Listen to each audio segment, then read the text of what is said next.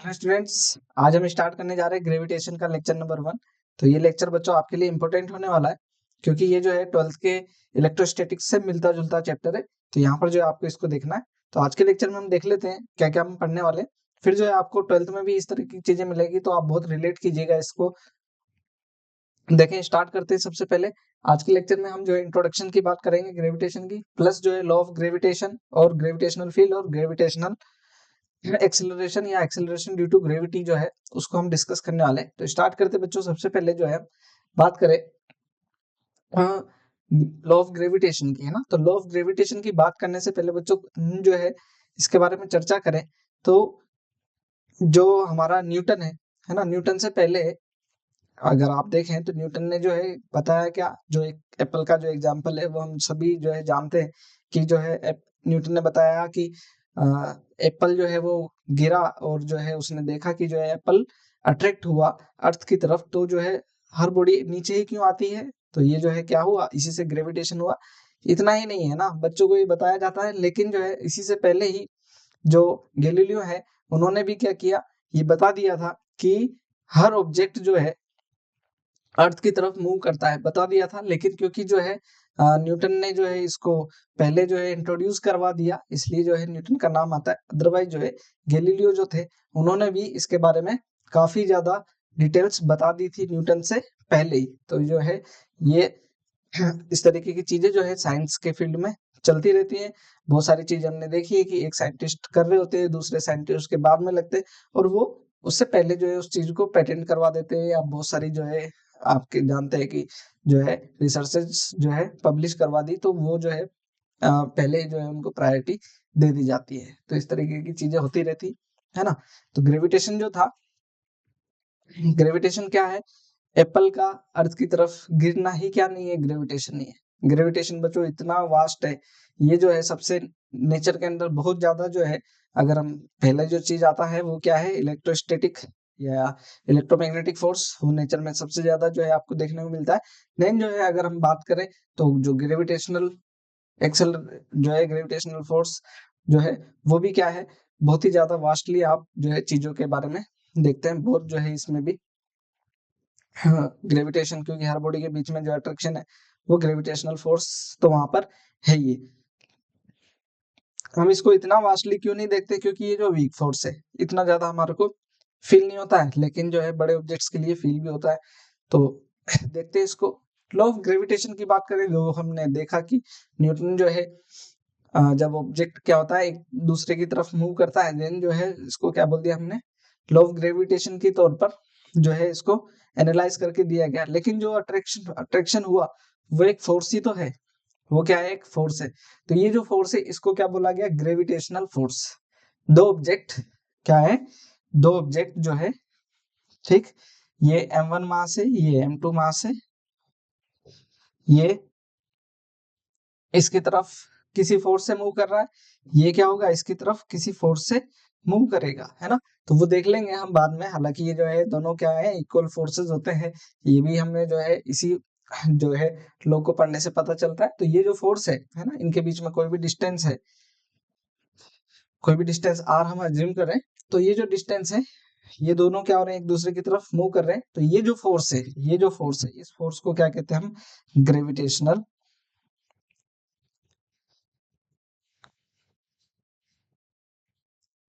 Force, ठीक है। तो ये ग्रेविटेशनल फोर्स को हमें हमारे को बहुत जो है डिटेल से पढ़ना है इस चैप्टर के अंदर, तो बड़े ध्यान से पढ़िएगा। बहुत ही इंटरेस्टिंग है आपके लिए, क्योंकि जो है ये इंटरेस्टिंग इसलिए भी है क्योंकि अर्थ को ही सिर्फ हम यहाँ पर देख रहे हैं। जो है बच्चों को जो है डिस्कवरी के अंदर बड़ा इंटरेस्टिंग होता है ना, डिस्कवरी में बहुत इंटरेस्ट होता है। तो जो है पूरा यूनिवर्स का जो बैलेंस है वो ग्रेविटेशन की वजह से ही तो है ना।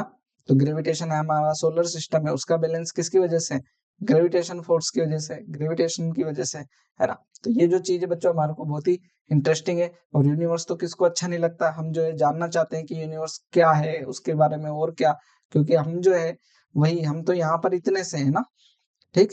अगर हम जो है इस पूरे यूनिवर्स में पेन की टिप भी अगर हम रखें, तो हम पेन की टिप के बराबर भी जो है यूनिवर्स को ओवरऑल अगर देखें, तो हम उतने भी जो है उतने भी बड़े नहीं होंगे जितना बड़ा अभी हमें पेन की टिप दिखाई देती है। अगर हम यूनिवर्स को देखें तो हम पूरे यूनिवर्स में उस पेन की टिप के इक्विवेलेंट भी जो है नहीं होंगे एक साथ, अगर हम पूरे को देखें तो, है ना। तो बहुत बड़ा यूनिवर्स है और जो है उसका बैलेंस जो है वो किसकी वजह से, ग्रेविटेशन की वजह से ही। तो हमारे को इसको पढ़ना है, देखेंगे इसके अंदर क्या क्या चीजें होती है। तो जो है न्यूटन ने जो है एक स्टेप फॉरवर्ड गए, गैलीलियो गए, फिर जो है केपलर्स गए, ये इन सब साइंटिस्ट का बच्चों बड़ा जो है रोल है डिस्कवरी ऑफ यूनिवर्स में, यूनिवर्स को जो है पहचानने में। अब आप जो है मैं आपको बोलूं, केपलर जो थे और गैलीलियो, केपलर के जो लॉज हैं वो लगभग 15 से 20 साल जो है उन्होंने डिस्कवर करने के बाद में बताए। गैलीलियो ने 20 साल जो है रिसर्च करने के बाद में ये बताया कि अर्थ जो है वो सन के अराउंड रिवॉल्व करती है ना। तो जो है इसको हम बहुत ही जो है उन लोगों ने इसको आगे बढ़ाया, हम जो है उसको एनालाइज कर रहे हैं चीजों को, ठीक है। देखें तो ग्रेविटेशनल लॉ क्या कहता है आपका, कि दो बॉडीज है ना, ये बॉडीज है, अगर इनके मासेस जो है देखा जाए तो जो ग्रेविटेशनल फोर्स है उनके मासेस के क्या होता है, डायरेक्टली प्रोपोर्शनल। कैसे, कि अगर हम जो है मास, ये वाले मास अगर बढ़ा दें, एक भी मास बढ़ा दें, अगर इसका मास बड़ा होगा तो क्या होगा, ये अट्रैक्शन फोर्स ज्यादा फील करेगा। अगर इसका मास बड़ा होगा तब भी क्या होगा, ग्रेविटेशन अट्रैक्शन जो है वो क्या होगा, ज्यादा होगा, मतलब ग्रेविटेशनल फोर्स ज्यादा होगा। साथ ही तो इन दोनों के मासेस के डायरेक्टली प्रोपोर्शनल हो गया, है ना। तो एक जो है चीज हमारे पास में निकल करके आ गई, क्या, कि जो ग्रेविटेशनल फोर्स है ये इन फोर्सेस, इन मासेस के मैग्नीट्यूड्स के डायरेक्टली प्रोपोर्शनल है, मासेस के डायरेक्टली प्रोपोर्शनल है। और जो इनके बीच में डिस्टेंस है इसको देखें, अगर डिस्टेंस आप ये समझे, आज तो आप इसको बहुत ही अच्छे तरीके से समझते हैं क्या, कि अगर हम स्पेस में बहुत डिस्टेंस तक जो है चले जाते हैं तो हमारे और जो है अर्थ के बीच में अट्रैक्शन फोर्स कम हो जाता है, ग्रेविटी जो है क्या हो जाती है, कम हो जाती है। इसका मतलब अगर डिस्टेंस बहुत ज्यादा बढ़ जाएगी तो ग्रेविटेशनल अट्रैक्शन जो है वो क्या हो जाता है, वीक हो जाता है। देन जो है जो डिस्टेंस है इसके स्क्वायर के क्या हुआ, वो इनवर्सली प्रोपोर्शनल। स्क्वायर हम जो है बाद में इंट्रोड्यूस करा रहे, अभी तो हमें ये पता है कि डिस्टेंस के जो है के साथ में इनवर्सली क्या हो रहा है, फोर्स डिक्रीज हो रहा है। डिस्टेंस बढ़ेगी तो फोर्स डिक्रीज होगा, है ना। ये बाद में जो है हम इसको एनालाइज कर पाए कि ये जो है सेंट्रल फोर्सेज है, और सेंट्रल फोर्स है तो क्या होता है, ये 1/r² जो है इसका रिलेशन आता है। तो मासेस के डायरेक्टली प्रोपोर्शनल होता है और स्क्वायर ऑफ डिस्टेंस के इनवर्सली प्रोपोर्शनल होता है, ठीक है ना। तो यहाँ पर ये लॉ जो है इसको आप कह सकते हैं क्या, it states that every particle in the universe attracted all particles with a force which is directly proportional। ये दोनों क्या होंगे, अट्रैक्ट होते हैं किसी फोर्स से, है ना। ये फोर्स जो है directly proportional to the product of their masses and inversely proportional to the square of distance between them. उनके बीच में डिस्टेंस के स्क्वायर के इनवर्सली प्रोपोर्शनल है। तो इसको जो है हम क्या कह देते हैं, लॉ ऑफ ग्रेविटेशन या न्यूटन्स लॉ ऑफ ग्रेविटेशन। और इसको जो है हम किस नाम से भी बोलते हैं, यूनिवर्सल लॉ,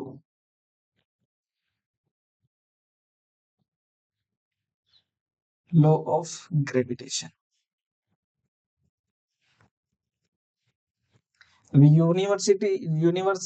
यूनिवर्सल लॉ जो है इसको क्यों बोला गया, क्योंकि ये ध्यान रहे कि जो है कुछ ही लॉज जो है वो क्या है, नेचर में यूनिवर्सल है। जैसे कि अगर हम बात करें एक और लॉ जो है, आप जो है इसके बारे में जानते हैं कि रिफ्लेक्शन, लॉ ऑफ रिफ्लेक्शन जो है वो भी क्या आपका यूनिवर्सल लॉ है ना। जब मैंने रिफ्लेक्शन में जब भी पढ़ाता हूँ तो इसके बारे में बताता हूँ कि जो है जो रिफ्लेक्शन का जो लो है, दोनों लो है, या angle I equal to R बोले, या फिर जो है इंसिडेंट रे, रिफ्लेक्टेड रे और normal at the point of incidence जो है एक ही प्लेन में लाई करते हैं, ये जो है क्या है, हमारा यूनिवर्सल लो है। ये कभी भी चेंज नहीं होते, किसी भी तरीके से किसी भी सिचुएशन में क्या नहीं होंगे, इनका एक्सेप्शन नहीं मिलता है, कभी भी जो है ये इनवैलिड नहीं हो पाते किसी भी सिचुएशन में, है ना। इसलिए जो है इनको क्या कहते हैं हम, यूनिवर्सल लॉ ऑफ ग्रेविटेशन या यूनिवर्सल लॉज के नाम से हम जानते हैं इनको, है ना।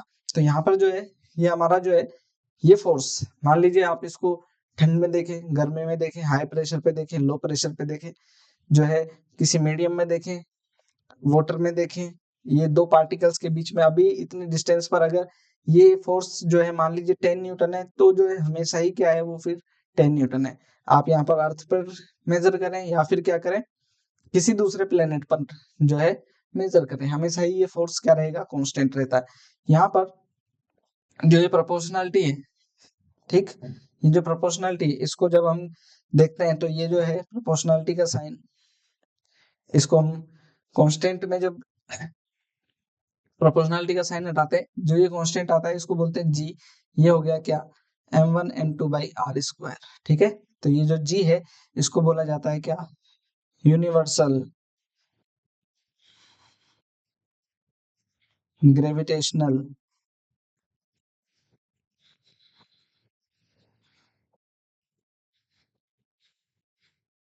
कांस्टेंट। क्या बोलते हैं, यूनिवर्सल ग्रेविटेशनल कांस्टेंट। इसका वैल्यू है कितना, 6.67 इंटू 10⁻11 यूनिट। आप इसका जो है आसानी से कैलकुलेट कर सकते हैं, और मैं कहूंगा इसका डायमेंशन भी जो है बहुत इंपॉर्टेंट है, जो है उसको भी याद रखें। यहाँ पर क्या बोलेंगे इसको, यूनिट फोर्स का ऐसा यूनिट क्या होगा, न्यूटन। ये हो जाएगा मीटर स्क्वायर, और ये केजी इंटू केजी डिवाइड में चल जाएगा, तो ये हो जाएगा newton metre square into newton newton metre square upon kg square, है ना। डायमेंशन भी जो है इसका बहुत ही आसानी से जो है आप याद रख सकते हैं, वो भी ध्यान रखें, ठीक है ना। तो ये तो हुआ क्या हमारा लॉ ऑफ ग्रेविटेशन। ये जो लॉ है इनके लिए जो है किस तरीके के पार्टिकल्स के लिए किस तरीके का नेचर होता है इसका, इन सब चीजों को जो है मैं कुछ पॉइंट्स जो है आपको नोट करवा देता हूँ, ताकि जो है आप इसको याद रख पाएंगे। तो बच्चों यहाँ पर जो है कुछ पॉइंट ध्यान रखिएगा। सबसे पहले, है ना, फर्स्ट पॉइंट, ठीक, पहली चीज क्या देखना कि ये जो लॉ है बच्चों, ये पॉइंट मासेस के लिए, किसके लिए, पॉइंट मासेस के लिए दिया गया है। तो ध्यान रखें क्या है, इट इज वैलिड, या दिस लॉ है ना, इसको मैं लिखता हूँ, this law is valid for point objects, ठीक है ना। पॉइंट ऑब्जेक्ट्स के लिए वैलिड है ये ध्यान रहे, ठीक। पॉइंट ऑब्जेक्ट समझते हैं आप। अगर मैं स्फेरिकल बॉडीज की बात करूं, किसके लिए, स्फेरिकल बॉडीज के लिए, तो स्फेरिकल बॉडीज जैसे कि अगर हम कोई प्लेनेट ले ले, ठीक, तो जो है प्लेनेट जो है हमारे स्फेरिकल, उनको अगर हम मान लेते तो भी जो है उनके जो डिस्टेंसेस जो हम लेंगे, जो डिस्टेंसेस लेंगे वो कहाँ से लेंगे, हम सेंटर से लेने वाले हैं ना, उनके सेंटर से कहेंगे, क्योंकि जो है हमें ये पता है कि जो है स्फेरिकल बॉडीज जो है उनके मास जो है वो कहाँ पर कंसंट्रेटेड है, सेंटर पे। तो जो है हमारे को जो डिस्टेंसेस लेनी होती है वो सेंटर से लेंगे। तो ये भी जो है हमारे को ध्यान रखना है, for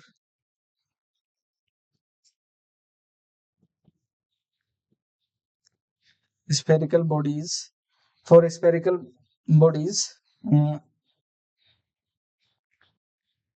distances are taken from the centre, from their centre,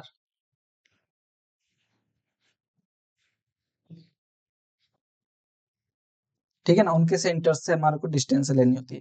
next point जो है उसको देखें, तो नेक्स्ट पॉइंट आपको ध्यान रखना है कि ये जो है सिर्फ अट्रैक्टिव टाइप का फोर्स है। यहाँ पर देखेंगे कि ये दोनों के बीच में जो है अट्रैक्शन होता है, जैसे इलेक्ट्रोस्टैटिक फोर्स होता है वो हमारा क्या होता है, अट्रैक्टिव और रिपल्सिव दोनों तरीके का हो सकता है, लेकिन ये जो है कैसा है, सिर्फ अट्रैक्टिव टाइप का फोर्स है। तो ये आपको ध्यान रखना है, it is only attractive type force, ठीक है ना। ये आपका अट्रैक्टिव टाइप फोर्स है। अगर मैं इसको और देखूं तो ये जो है आपका क्या है, कंजर्वेटिव फोर्स है, बिल्कुल, है ना, कंजर्वेटिव फोर्स है। ये जो है हमने पहले भी इसको जो है वर्क पावर एनर्जी के अंदर एक्सप्लेन कर दिया है। क्या ये सेंट्रल फोर्स है, क्या ये सेंट्रल फोर्स है, आप बता सकते हैं क्या, बिल्कुल सेंट्रल फोर्स है,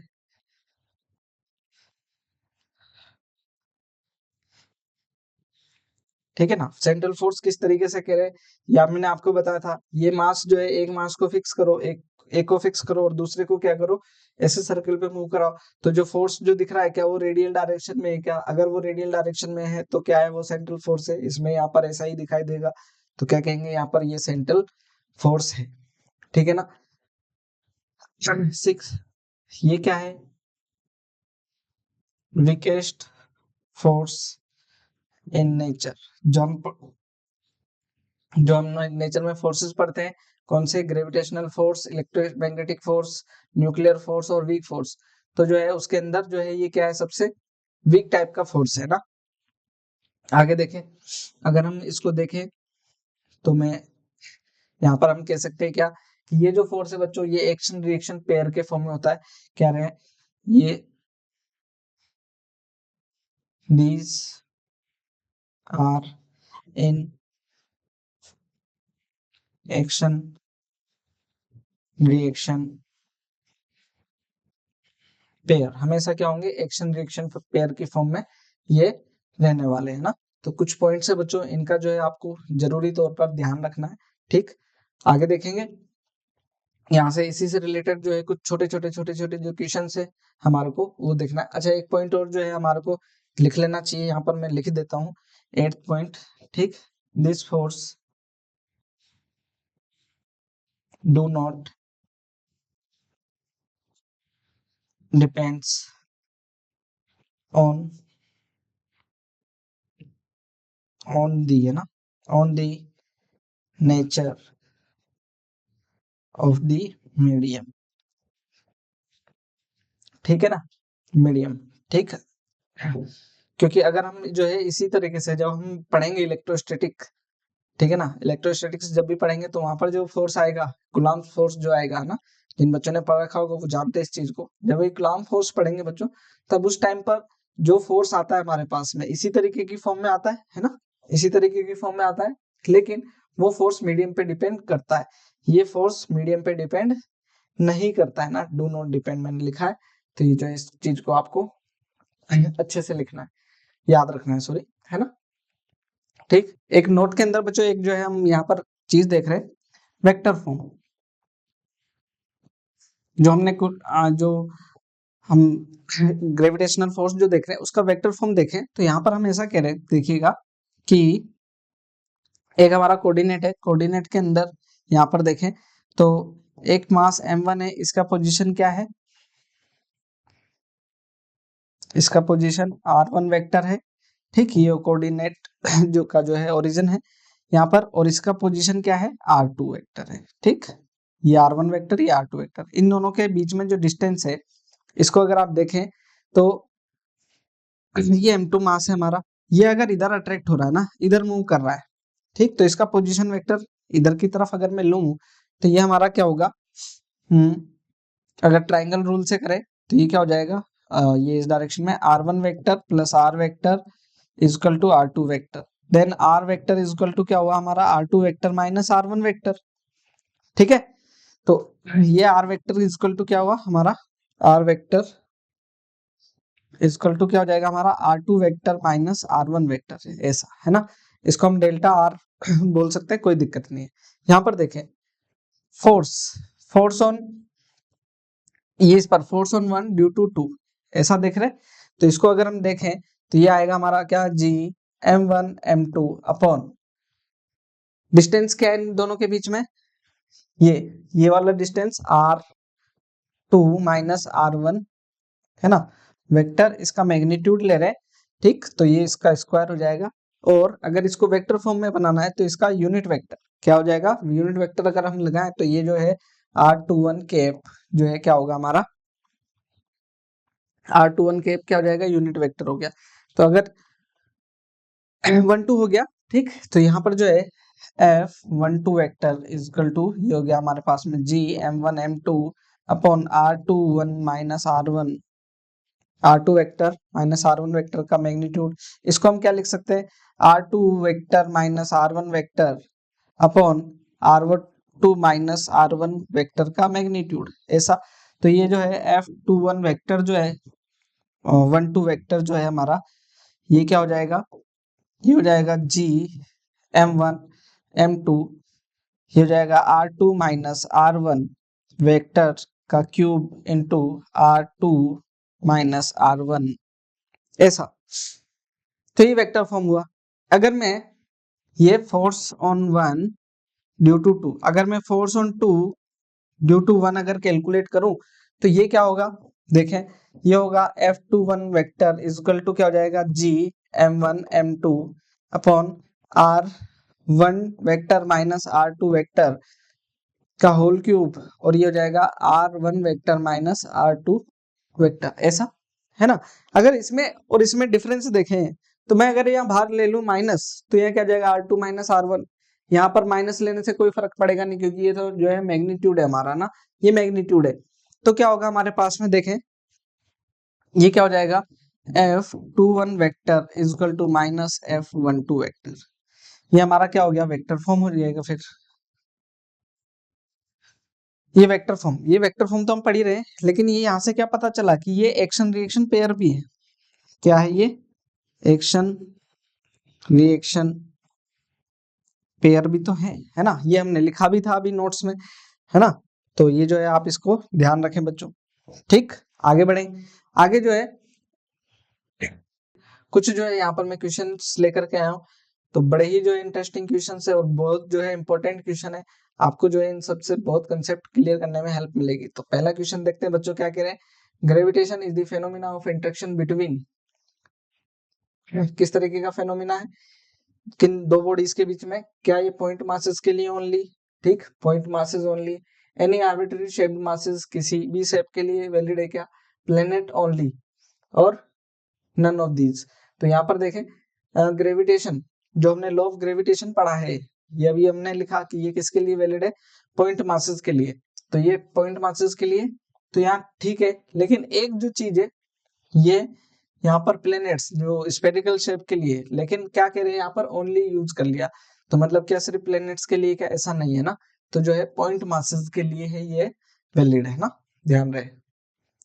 नेक्स्ट क्वेश्चन देखना बच्चों, क्या कह रहा है, द ग्रेविटेशनल कांस्टेंट की बात कर रहा है, depends on, gravitational constant size of the body पे डिपेंड करता है क्या, ग्रेविटेशनल मास पर, डिस्टेंस बिटवीन द बॉडीज, या नन ऑफ दिस। अगर मैं ग्रेविटेशनल कांस्टेंट की वैल्यू देखूं तो ये क्या है हमारा, सबसे पहले इसका नाम देख लेना, ये क्या है इसका नाम, यूनिवर्सल ग्रेविटेशनल कांस्टेंट, है ना, इसका नाम क्या है, यूनिवर्सल ग्रेविटेशनल कांस्टेंट। तो यूनिवर्सल है ना, ये किसी पर डिपेंड नहीं करता है ना, ये हमेशा ही क्या है, फिक्स वैल्यू है इसकी, कितनी है 6.67 × 10⁻11 newton metre square by kg square. ये कभी भी क्या नहीं करता, किसी दूसरी क्वांटिटी पर डिपेंड नहीं करता है। तो जो है ये नन ऑफ दीज, किसी भी दूसरी क्वांटिटी पर डिपेंड नहीं करता है स्टूडेंट्स, ठीक है ना। आगे देखें, आगे क्या कह रहा है देखना, एक और क्वेश्चन है, force of gravitation between two masses is found to be F, क्या है, ग्रेविटेशनल फोर्स F है इन वैक्यूम, ठीक, वैक्यूम में, if both the masses are dipped in water at the same distance, new force. तो जो है अभी हमने डिस्कस किया कि ये जो फोर्स है, ये ग्रेविटेशनल फोर्स जो है किसी मीडियम पर डिपेंड नहीं करता है। तो अगर ये वैक्यूम में कितने पर है, वैक्यूम में अगर इसमें दो बॉडीज के बीच में फोर्स F है, देन किसी मीडियम में जो फोर्स है वो भी क्या रहेगा, F ही रहेगा, उसमें कोई चेंज आने वाला नहीं है, ठीक है।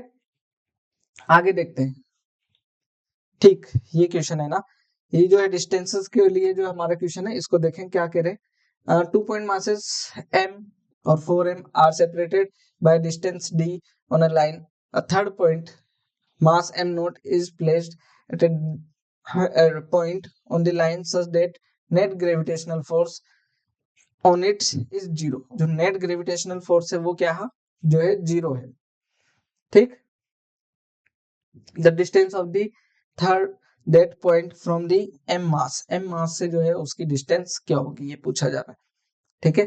तो यहाँ पर जो है अगर मैं देखूं तो मैं अभी जो है आपको इसको देखने के लिए कहूं कि यहाँ पर अगर हम बीच में कहीं पर मास रख दें, क्या रख दे, मास रख दे, यहाँ इसके पास रखें या इसके पास रखें, अभी जो है हमारे को ये समझना चाहिए कि हमारे को ये ज्यादा मास, ये छोटा मास है, ये बड़ा मास है, तो बड़े मास का अट्रैक्शन ज्यादा होगा, छोटे मास का अट्रैक्शन कम होगा। अगर यहाँ पर ये जो है इसका मास मैं कुछ M डैश ले लेता हूँ, ठीक है ना। तो इसका अट्रैक्शन ज्यादा होगा, इसका अट्रैक्शन क्या होगा, कम होगा। ठीक। तो अब ये जो डिस्टेंस है, ये टोटल डिस्टेंस डी है, यहाँ से डिस्टेंस को क्या मान लूं मैं, एक्स, और ये वाली जो डिस्टेंस है ये क्या होगी हमारी, डी माइनस एक्स। ठीक। तो ये कह रहे हैं कि इसके ऊपर नेट फोर्स क्या है, जीरो है। नेट फोर्स जीरो के होने का मतलब ये इस पर जितना फोर्स लगा रहा होगा ये उतना ही क्या लगा रहा होगा, इस पर फोर्स लगा रहा होगा। तो दोनों के फोर्स इक्वल है। देन F1 और F2 है ना। तो F1 F2 देख लेते हैं। पहले मैं F1 देख लूं। ये F1 इजकल टू क्या हो गया, F2। तो हमारे पास में क्या हो जाएगा, F1 इजकल टू ये होगा हमारे पास में G M1, मतलब M2 क्या हो गया, M days by distance D minus x का होल स्क्वायर इजकल टू ये वाला फोर्स, ये हो गया G M1 इसके लिए क्या ले लेते हैं 4M, और M2 क्या हो गया हमारा M डेज अपॉन डिस्टेंस क्या है एक्स स्क्वायर। ठीक है, एक्स स्क्वायर। देन जो है हमारा क्या हो जाएगा, G से G कैंसिल, M से M कैंसिल, और M डेज से M डेज कैंसिल। तो ये हो जाएगा हमारे पास में, ये हो जाएगा 4/x स्क्वायर, ये हो जाएगा 1/d माइनस एक्स का होल स्क्वायर, ऐसा। तो मैं इसको क्या करता हूँ बच्चों, इनवर्स कर देता हूँ ना, या फिर मैं इसको पहले एक बार ऐसा लिख लेता हूँ, ये d माइनस एक्स का होल स्क्वायर इक्वल टू 1/4। ठीक। देन जो है अगर मैं इसको इनवर्स कर दूं दोनों साइड को, तो ये हो जाएगा d minus x upon x, पूरे पे स्क्वायर लिख सकते हैं, और ये 4 ऊपर आ जाएगा। ठीक है ना। हाँ 4, यहाँ पर मैंने इसको शायद गलत लिख दिया था, इसको सही लिखना पड़ेगा। ये 4 है और ये हो जाएगा फिर 1/4। ठीक है। अब यहाँ पर देखें, इधर ये रूट आ जाएगा, then d minus x upon x is equal to 1/2 हो गया, और ये हो जाएगा हमारे पास में, जगह नहीं है ना, इधर करना पड़ेगा मुझे। ये यहाँ पर लिख लेते हैं इसको, d by x minus 1 is equal to 1/2। तो ये उधर आकर के हो जाएगा हमारे पास में d by X is equal to 3/2। ठीक है, d by X is equal to 3/2, then d is equal to आ जाएगा हमारे पास, या x इज इक्वल टू आ जाएगा हमारे पास में 2/3d, 2/3d। तो इनमें से कुछ आ रहा है क्या, अभी नहीं आ रहा है। ठीक है, ये ये हमारा कितना है, x जो है 4m से डिस्टेंस है, ये पूछ रहे थे किससे, हमारी डिस्टेंस m से, m मास से। देन जो है ये वाली डिस्टेंस जो है वो क्या होगी हमारे पास में, d minus x, d minus x वो कितना होगा, देखिए d तो ऐसे कैसे, और x क्या है हमारे पास में, ये है 2/3d। तो ये कितना आ जाएगा हमारे पास में 1/3d। तो 1/3d क्या है हमारे पास में, सी ऑप्शन फिर हमारा करेक्ट हो जाएगा। ठीक है, इस तरीके से। ठीक, यहाँ पर देखें क्या कह रहे हैं, two spherical balls of mass 10 kg each are placed 10 metre apart, find the gravitational force of attraction between them. तो बहुत ही आसान सा क्वेश्चन है बच्चों, है ना। ये क्या है, खाली प्रैक्टिस के लिए मैं लेकर के आऊँ। टू स्फेरिकल बॉल्स, दो स्फेरिकल बॉल्स है 10 kg की, दोनों का मासेस कितना है 10 kg, 10 kg जो है कितना डिस्टेंस है दोनों के बीच में, 100 मीटर है। आगे क्या कह रहे हैं, ग्रेविटेशनल फोर्स क्या होगा, तो ग्रेविटेशनल फोर्स कुछ भी नहीं है बच्चों इसके अंदर, ये हो जाएगा G M1 M2 by R square. ठीक है, तो ये क्या होगा, G कितना है 6.67 इंटू 10⁻⁻11, M1 कितना है 10, और M2 कितना है वो भी 10, और डिस्टेंस क्या थी हमारी 100 का स्क्वायर, ये हो जाएगा, है ना। तो यहाँ पर 10⁻², यहाँ पर देखें 10⁻² का स्क्वायर 10⁻4, और ये हो जाएगा, इसको ऐसा लिख लेते हैं, ये हो जाएगा 10⁻11, ये मैंने लिखा नहीं था, तो 10⁻4 इसको देखें तो ये कैंसिल हो जाएगा 10⁻2 टाइम्स, है ना, और ये ऊपर चल जाएगा तो 10⁻13, तो ये आ गया कितना 6.67 into 10⁻13 Newton is the answer. ठीक, तो बहुत ही आसान क्वेश्चन है। आगे देखें तो आगे क्या है बच्चों हमारे पास में। ठीक,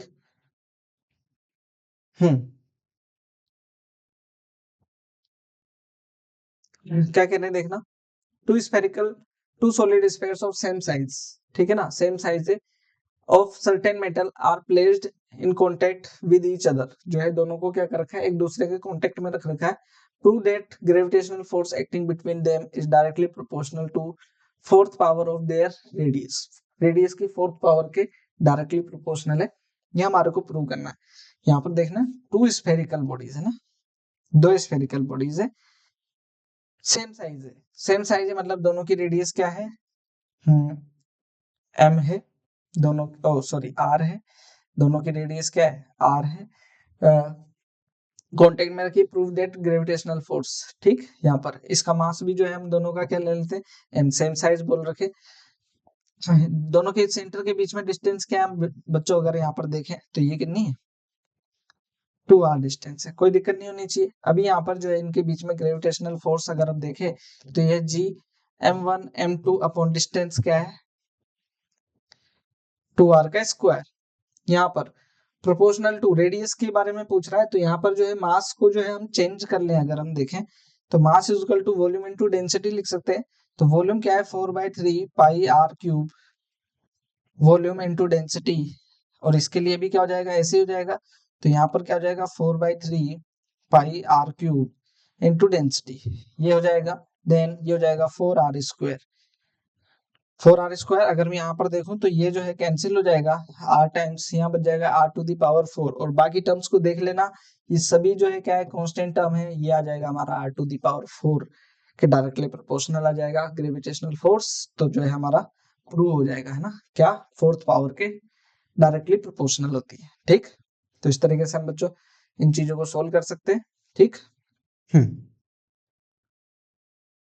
देखें, forces due to multiple charges, क्योंकि हमने वेक्टर फॉर्म पढ़ा हुआ है ना, वेक्टर फॉर्म पढ़ा हुआ है, तो मल्टीपल चार्जेस की वजह से, क्योंकि फोर्स जो है वो हम जो है, क्योंकि हमने जो है मल्टीपल फोर्सेस, एक पार्टिकल के ऊपर मल्टीपल फोर्सेस जो है, equilibrium of force, non equilibrium position हमने पढ़ी हुई है, तो अगर जो है पार्टिकल को देखें हम, तो उसके ऊपर एक से ज्यादा फोर्स लिख सकते हैं, ये कोई m0 मास है, यहाँ पर m1 मास है, उसके बीच में डिस्टेंस r0 1 वेक्टर हुई, तो ये फोर्स मान लीजिए इसके ऊपर फोर्स F0 1 वेक्टर हुआ, है ना, लेकिन अगर मान लीजिए कि दूसरा फोर्स आया, दूसरा मास कोई आ गया, m2 आ गया, तो इन दोनों का फोर्स, इन दोनों के फोर्स में कोई चेंज आएगा क्या, वो जो फोर्स चेंज है वो नहीं आएगा ना, तो ये ध्यान रखना, क्या यहाँ पर मैं नोट भी लिख देता हूं, क्या कि force on mass do not depends on the position of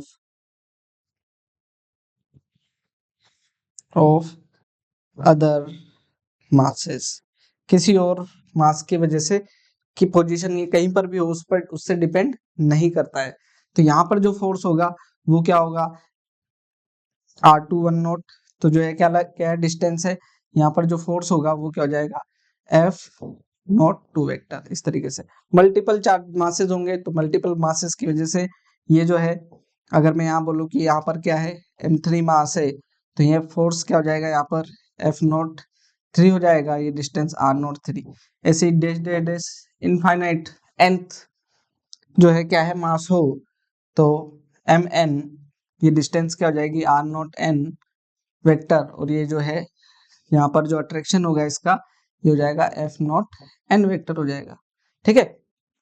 तो जो इस वाले मास के ऊपर m0 के ऊपर जो नेट फोर्स है, ये नेट फोर्स क्या होगा, नेट फोर्स ऑन F0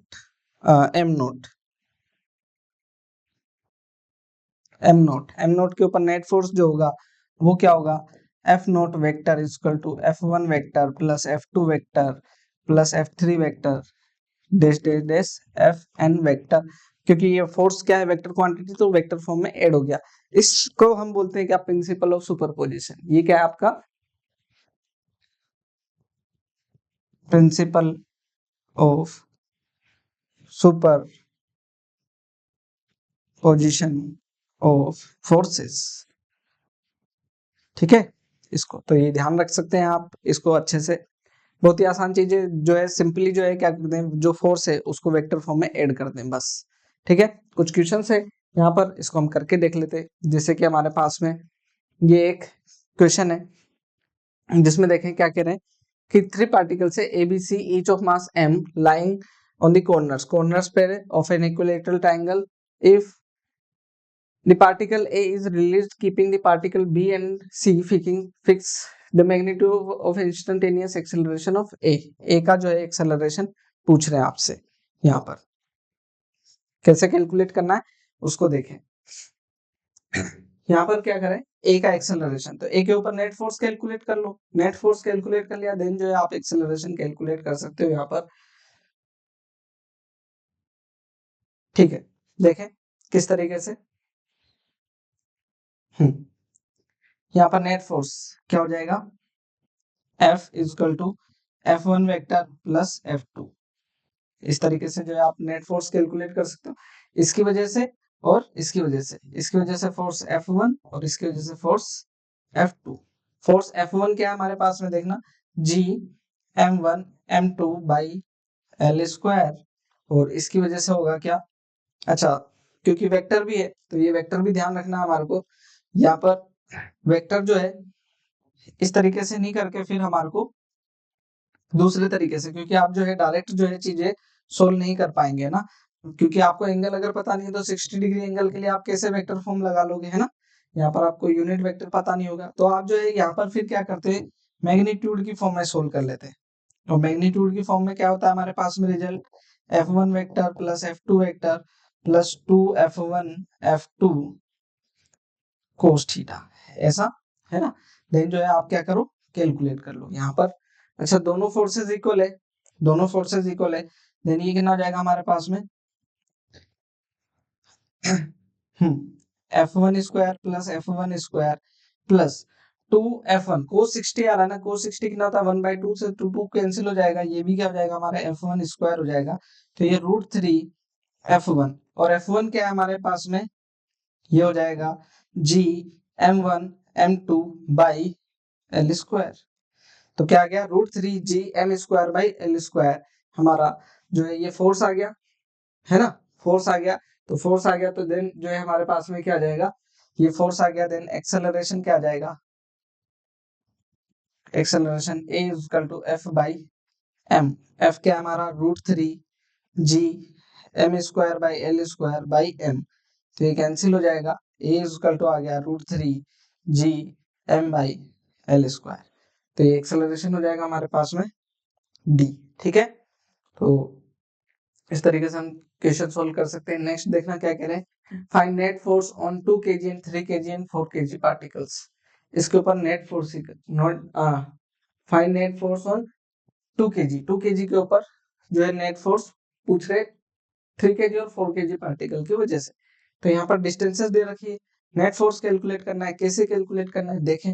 यहाँ पर ये वाला इसको इधर अट्रैक्ट कर रहा होगा F1 फोर्स, और ये वाला इसको इधर अट्रैक्ट कर रहा होगा F2 फोर्स। अभी हम वेक्टर फॉर्म बात कर रहे हैं तो ये तो एक्स एक्सिस पर ही है ना, एक्स एक्सिस पर। ये पिछला वाला जो क्वेश्चन था इसमें जो है क्या था, 60 डिग्री के एंगल पर था, तो भी हमने क्या करा, स्केलर फॉर्म से कैलकुलेट किया। यहाँ पर भी क्या हम स्केलर फॉर्म से कैलकुलेट कर सकते हैं क्या, जहां पर इजी हो वहां स्केलर फॉर्म से करो, जहां पर वेक्टर फॉर्म रिक्वायर्ड हो वहां पर वेक्टर फॉर्म से करो।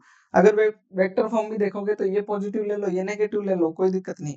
स्केलर फॉर्म में भी ऐसे ही है ना, लेकिन वेक्टर का तो ध्यान रखना ही पड़ेगा। ये आई के माइनस आई के वेक्टर फॉर्म के लिए, और अगर स्केलर फॉर्म भी देख रहे हो तो ये पॉजिटिव ये नेगेटिव लेकर के भी आप सोल्व कर सकते हो। देन F इक्वल टू क्या आ जाएगा मेरा F1 माइनस F2, रिजल्टेंट ये आएगा ना, या F2 माइनस F1 बोल दो, ये F2 माइनस F1 ऐसा भी ले सकते हैं। F2 क्या होगा देखें, ये होगा G, ये कितना होगा हमारे पास में 2 इंटू 4 अपॉन 2 का स्क्वायर ऐसा, और ये माइनस ये वाला ये हो जाएगा 3 into sorry G 3 into 2 upon 3 का स्क्वायर ऐसा। तो यहाँ पर जो है हमारे पास में ग्रेविटेशनल कांस्टेंट तो बाहर ले लेते, ये आ जाएगा कि ना 2 से ये 2 कैंसिल, और ये 2 टाइम्स कैंसिल हो जाएगा 2 माइनस ये 3 कैंसिल, ये हो जाएगा 2/3। ठीक, देन F इक्वल टू क्या आ गया हमारे पास में G, ये आ जाएगा 6 6 माइनस 2 4/3 क्या आ गया 4/3 6.67 इंटू 10⁻⁻11 इंटू 4/3 न्यूटन में। इसको सोल्व कर लेंगे, कैलकुलेशन जो है हमारे लिए कोई बड़ी बात नहीं होती है। तो हमारा जो है आंसर आ जाएगा 4/3g है ना। कई बार जो है आपका इसको 4/3g ऐसा भी जो है आंसर ऑप्शनल जब आता है तब ऑप्शनल इस फॉर्म में भी दिया होता है कई बार, क्योंकि नीट का जो पेपर है उसमें आप समझते हैं बच्चों की जो है हमारा वहां पर रीडिंग जो है आंसर जरूरी है, ना कि जो है कैलकुलेशन लेंदी वो हो, उस चीज के ऊपर फोकस हो, ये सा हमारा नहीं होता है। ठीक है, नेक्स्ट क्वेश्चन देखना बच्चों, यहाँ पर जो है 4 मार्क्स दे रखे, क्या कह रहे हैं, net force any one of the particle m, जो है m कोई भी है यहाँ पर ले लेते हैं ना। इस तरीके के क्वेश्चन बच्चों जो है आपको प्रैक्टिस के लिए रखने चाहिए हमेशा। इस पर F फोर्स F1, ये वाला F1 लगा रहा होगा, ये वाला क्या F2, और ये वाला क्या इसकी डायगोनल के अलोंग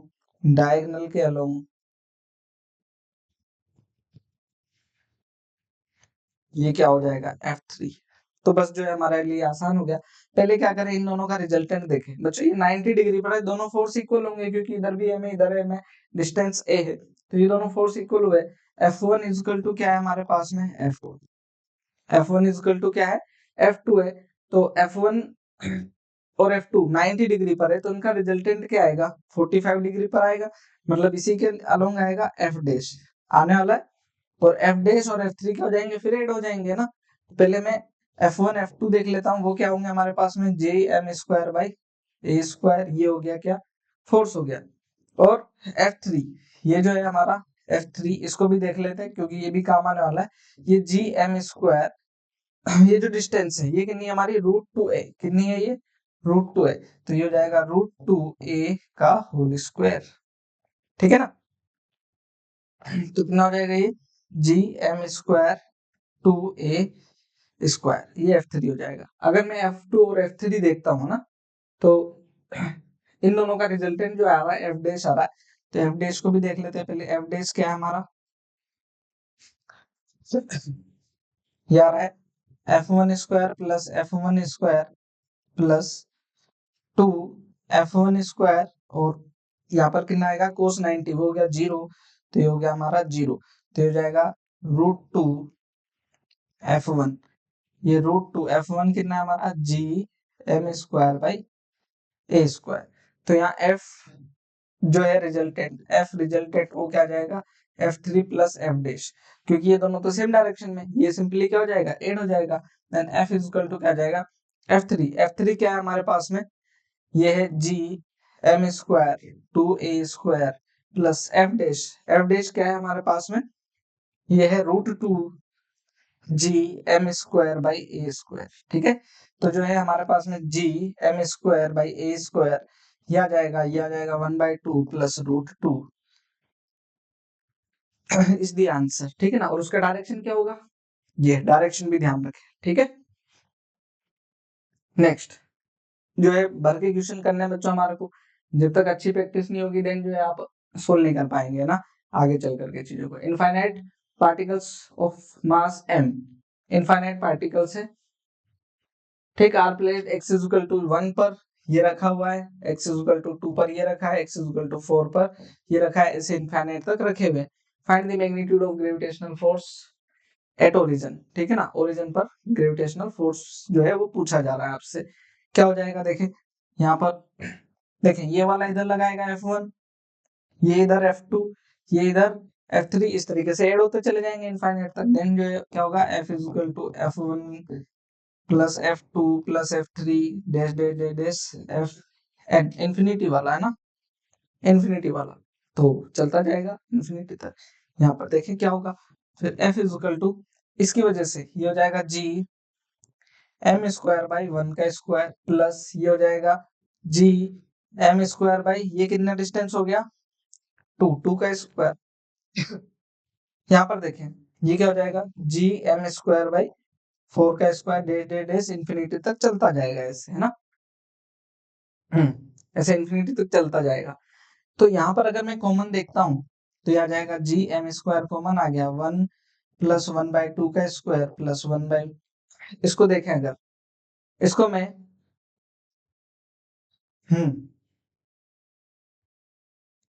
2 के स्क्वायर पे स्क्वायर ऐसा बोल सकता हूँ, है ना। 2 के स्क्वायर पे स्क्वायर प्लस इस तरीके से क्या आ जाएगा, आगे बढ़ते चले जाएंगे। तो यहाँ पर जो है बच्चों, अगर हम इसको देखें डिवाइड करके, तो इसको इसको इसके इसमें इसको डिवाइड करेंगे तो ये जो है 1/2 का स्क्वायर आ जाएगा। इसमें इसको डिवाइड करेंगे, इसको इसमें डिवाइड करेंगे, देन फिर से क्या आ जाएगा, 1/2 का स्क्वायर आ जाएगा। तो ये क्या बन रहा है, हमारी जीपी बन रही है, क्या जीपी बन रही है, जिसमें जो है हमारा इक्वी रेशियो जो आ रहा है वो कितना आ रहा है, 1/2 का स्क्वायर। तो हमारे पास में क्या आ जाएगा, F is equal to G M square, ये हो जाता है 1/1 minus A upon A minus R. तो ये क्या हो जाएगा, A upon A minus R, R क्या है हमारे पास में, ये रेशियो 2 मतलब 1/4, ठीक है ना। 2 का स्क्वायर मतलब 1/4, ये हो जाएगा हमारे पास में 3/4, 1/3/4। देन जो है एफ इज इक्वल टू क्या आ जाएगा, 4/3 जी एम स्क्वायर, ठीक है। ये हमारे पास में जो है क्या आ जाएगा, 4/3 G M by R square, ये हमारा जो है आ जाएगा। एम जो है हमारे को दे नहीं रखा, तो इसी फॉर्म में हमारे को जो है कैलकुलेट करना होगा, ठीक। तो ऐसे सोल्व कर सकते हैं बच्चों। आगे देखना इसी तरीके का, यही जो है, ओके, ये तो ठीक है ना। ये जो क्वेश्चन था अभी, उसमें जो आंसर आ रहा था यही वही है, तो रिपीटेड क्वेश्चन है ये, अभी रिपीट हो गया, कोई दिक्कत नहीं। अभी देखना यहाँ पर एक क्वेश्चन जो है, क्या कह रहे हैं, 2 particles of each equal mass move on a circle of radius R. ये जो है अलग तरीके का, ग्रेविटेशन से रिलेटेड है, लेकिन जो है थोड़ा अलग टाइप का क्वेश्चन है। Under the action of mutual gravitational attraction speed of each particle, ऐसा देखें बच्चों, बड़े जो है ना क्वेश्चन, क्योंकि ये ऐसा क्वेश्चन जो है नीट में पूछे गए। ये देखिए यहाँ पर क्या है, दो मास है एम और एम, दो मास है, और जो है एक दूसरे के म्यूचुअल अट्रैक्शन की वजह से जो है ये क्या करते हैं, एक सर्किल में मूव कर रहे हैं, ठीक। ये क्या है, दोनों के बीच में डिस्टेंस क्या होगी, फिर 2r हो गई, अपोजिट एंड पर है, और ग्रेविटेशनल अट्रैक्शन था, ठीक है ना। स्पीड पूछ रहे हैं यहाँ पर, स्पीड क्या होगी। तो यहाँ पर देखें, जो ग्रेविटेशनल फोर्स है वो क्या दे मिल रहा है इसको, mv²/2r का स्क्वायर। ग्रेविटेशनल फोर्स से क्या मिल रहा है, सेंट्रीपिटल फोर्स मिल रहा है। ये मैं बहुत बार बता चुका हूँ आपको, है ना, कि अगर ग्रेविटेशनल फोर्स जो है, अगर सेंट्रीपिटल फोर्स ना हो तो जो है मोशन, सर्कुलर मोशन पॉसिबल नहीं होगा। और यहाँ पर जो है सर्कुलर मोशन पॉसिबल हो रहा है किसकी वजह से, ग्रेविटेशन की फोर्स की वजह से। तो जो है सेंट्रीपिटल फोर्स क्या हो गया हमारा, ग्रेविटेशनल फोर्स हो गया। तो यहाँ जो ग्रेविटेशनल फोर्स है वो क्या हमारा, जी एम स्क्वायर बाई, एक मिनट इसको मैं करेक्ट कर लेता हूँ यहाँ पर। ये जो रेडियस है ना, रेडियस क्या है सर्किल की, वो आर का स्क्वायर है, gm/2r², ये दोनों के बीच में डिस्टेंस है। तो यहाँ से जो है हमारे पास में कैंसिल हो जाएगा, m से m कैंसिल हो जाएगा, और r² तो v²/r, तो कैंसिल हो गया, ये हो जाएगा gm/, हो जाएगा 4r, ठीक है, एक r बच गया। देन v इक्वल टू आ गया हमारे पास में √2 gm/4r इज दी आंसर, ठीक है ना। इसी तरीके से बच्चों काफी क्वेश्चंस जो है इस कंसेप्ट पे बेस होते हैं, वो आप कर सकते हैं, है ना। एक जो है हमारा, ठीक है, हाँ, वेक्टर फॉर्म जो है हम यहाँ पर कर चुके हैं, तो जो है हम इसको देख लेंगे वेक्टर फॉर्म को। यहाँ पर देखें क्या बात कर रहे थे हम, ग्रेविटेशनल फील्ड। ग्रेविटेशनल फील्ड जो है, जब हम बात करें ग्रेविटेशनल फील्ड की, तो एक जो है हमारे एक रीजन की बात करनी होगी। यहाँ पर फील्ड मतलब एक रीजन हो गया कुछ। अगर हम एक मास को देखते हैं, जैसे कि हम बात करें बच्चों अर्थ की, तो अर्थ को जब देखते हैं आप, तो अर्थ के लिए जब ग्रेविटेशनल फील्ड फोर्स बोला जाता है, तो आप कितनी डिस्टेंस तक ग्रेविटेशनल फोर्स मानेंगे, कि कुछ ना कुछ तो एरिया होगा ना, कि कितनी डिस्टेंस तक जो है उसका अट्रैक्शन रहता है। तो बच्चों बात ऐसी है कि जब तक, जैसे हम किसी ऑर्बिट की बात करते हैं, जो है कि कोई सैटेलाइट लॉन्च कर रहा है, तो वो सैटेलाइट भी तो अर्थ की ग्रेविटेशनल फील्ड में है ना। तो ऐसा फील्ड जहां पर ग्रेविटेशनल फोर्स जो है एक्टिव रहता है, वैसा फोर्स को क्या कहते हैं, ऐसे फील्ड को क्या कहते हैं, ऐसे एरिया को क्या कहते हैं, ग्रेविटेशनल फील्ड। क्या है, it is the region around the mass where its gravitational effect can be observe. जो है ग्रेविटेशनल जो है अफेक्ट जो है वो बना रहे, मतलब ग्रेविटेशनल फोर्स बना रहे, ऐसे फील्ड को क्या कहते हैं, ग्रेविटेशनल फील्ड यहाँ पर कोई भी मास है, एम नॉट में मास ले लेता हूँ, है ना, एम मास ले लेता हूँ, इसके अराउंड जो है एक जो है क्या होगा, वर्चुअल रीजन होगा। भाई ये एक्चुअल रीजन होगा ऐसा नहीं है, हम कह रहे कि यह क्या है भाई, अर्थ के अराउंड जो है आप इतना स्पेस देखते हैं तो वहां पर कोई जो है कोई एक्चुअल रीजन होता नहीं है, ये इमेजिनरी रीजन है ना, ये जो ये क्या, ये कैसा रीजन है, वर्चुअल रीजन है ना, वर्चुअल है, दिखाई नहीं देगा आपको। तो इस रीजन को क्या कहते हैं हम, ग्रेविटेशनल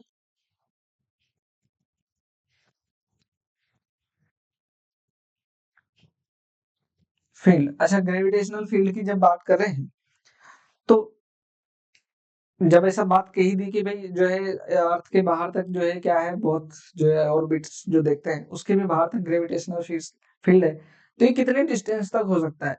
तो मैं आपसे क्या जो है इस चीज को देखना आप कि इसकी कोई लिमिट ही नहीं है ना, किसी भी मास के लिए ग्रेविटेशनल फील्ड जो है इनफाइनाइट जो है डिस्टेंस तक हो सकता है। इसको जो है आपको बस जो है इसका अफेक्ट जो है कितनी डिस्टेंस तक क्या है, कितनी डिस्टेंस तक आपको कैलकुलेट करना है। हालांकि हम क्या बोलेंगे, इनफाइनाइट डिस्टेंस तक इसका फील्ड हो सकता है। ठीक है, ध्यान रहे। अभी कैसे होगा ये जो है, इसको हम रिलेट भी कर सकते हैं। देखें यहाँ पर कि अगर हम दो पार्टिकल के बीच में m1 m2 दो मासेज है और उनके बीच में ग्रेविटेशनल फोर्स की बात करें तो कितनी डिस्टेंस तक, ये r कहाँ तक हो, ये इनफाइनाइट जाकर के ये फोर्स कब जीरो होगा, ये फोर्स जीरो कब होगा, जबकि ये डिस्टेंस क्या हो जाए, इनफाइनाइट। जब ये डिस्टेंस इनफाइनाइट हो जाएगी देन 1/इनफाइनाइट क्या हो जाएगा, जीरो। तो इनफाइनाइट डिस्टेंस तक क्या होगा, ये रीजन एग्जिस्ट कर सकता है ना, ध्यान रहे।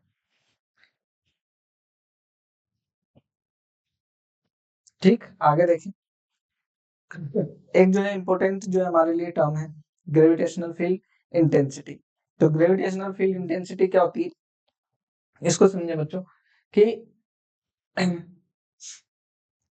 जब हम ग्रेविटेशनल फील्ड की बात कर रहे थे ना, यहाँ पर अभी जब हम ग्रेविटेशनल फील्ड की बात कर रहे थे तो इस फील्ड के पास में जब हम कोई इनफाइनाइट से कोई दूसरा चार्ज लेकर के आ रहे हैं, मान लीजिए, क्योंकि बहुत देर दूर तक तो फील्ड जो है महसूस भी नहीं होता, उसके नियर बाई रीजन में अगर हम दूसरे मास को लेकर के आते हैं तो यहाँ पर जो है आप देखेंगे कि ये वाला जो है इसके ऊपर फोर्स लगा रहा है, एफ नोट फोर्स लगाने लगेगा, बिल्कुल लगाने लगेगा, है ना, एफ फोर्स बोल देता हूँ, एफ फोर्स लगाने लगेगा, ये डायरेक्शन में अट्रैक्ट कर रहा है।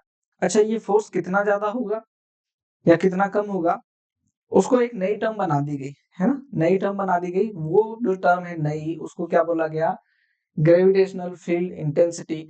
ये टर्म ये बता रही है कि जो फोर्स है वो कितना ज्यादा इंटेंस है, वो ज्यादा है या कम है, वो जो है किससे पता कर पा रहे हैं हम, ग्रेविटेशनल फील्ड इंटेंसिटी से। नई टर्म जो है वो क्या है हमारी, ग्रेविटेशनल फील्ड इंटेंसिटी। क्या होगी डेफिनेशन, जो है उस मास के ऊपर कितना ज्यादा फोर्स लग रहा होगा। तो ये जो है डेफिनेशन क्या है, it is the field defined as the gravitational force exerted unit mass placed in a gravitational field. अगर हम क्या करें, ग्रेविटेशनल फील्ड के अंदर जब हम क्या करते हैं, इस मास के ग्रेविटेशनल फील्ड के अंदर कोई दूसरा मास लेकर के आते हैं तो जो है क्या होगा, इसके ऊपर जो फोर्स जो है एक्सर्ट हो रहा है तो हम क्या बोलेंगे, फोर्स। इसको हम कैपिटल आई से रिप्रेजेंट कर देते हैं। कैपिटल आई जो है ये वेक्टर क्वांटिटी होगी, इसमें कोई दिक्कत नहीं है। अभी हम कह देते हैं force per unit mass, force per unit mass. अगर वेक्टर फॉर्म में लिखेंगे देन ये भी क्या होगी, हमारी वेक्टर फॉर्म होगी इस तरीके से। ठीक है, तो ये ग्रेविटेशनल फील्ड इंटेंसिटी है। अगर ये देखें तो इसको इट इज वेक्टर क्वांटिटी। क्या है ये, वेक्टर क्वांटिटी है, बिल्कुल है। इस अगर इसकी एसआई यूनिट की बात करें तो यहाँ पर एसआई यूनिट, एसआई यूनिट क्या होगी, न्यूटन पर केजी, न्यूटन पर केजी होगी। साथ ही जो है, साथ ही जो है हमारी जो डायमेंशन है उसको भी जो है हमारे को देख लेना चाहिए। ये क्या है, न्यूटन पर newton, M L T minus two, और ये क्या हो जाएगी हमारी एम, तो क्या हो जाएगी एल टी माइनस टू, क्या हो जाएगी इसकी डायमेंशन हो जाएगी, है ना। तो ये जो है फील्ड इंटेंसिटी, इसको हमारे को देखना है। यहाँ पर क्या करें, gravitational field intensity due to a point mass. अभी तक जो है हमने जो उस पॉइंट मास के ऊपर फील्ड इंटेंसिटी थी वो जो है उस बॉडी के मास पर डिपेंड कर रही है, किस तरीके से हम देख रहे हैं, है ना। यहाँ पर जो बॉडी थी जो फील्ड प्रोड्यूस कर रही थी, है ना, यहाँ पर m, एक दूसरी बॉडी जो है वो m नॉट है, इनके बीच में डिस्टेंस r है, इनके बीच में जो ग्रेविटेशनल फील्ड इंटेंसिटी जो लग रही है, ये वाला मास इस वाले मास के ऊपर कितनी ग्रेविटेशनल फील्ड इंटेंसिटी प्रोड्यूस कर रहा होगा, ये हमारे को कैलकुलेट करना है।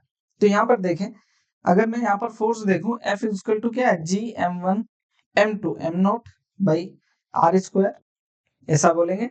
और ग्रेविटेशनल फील्ड इंटेंसिटी क्या हुई,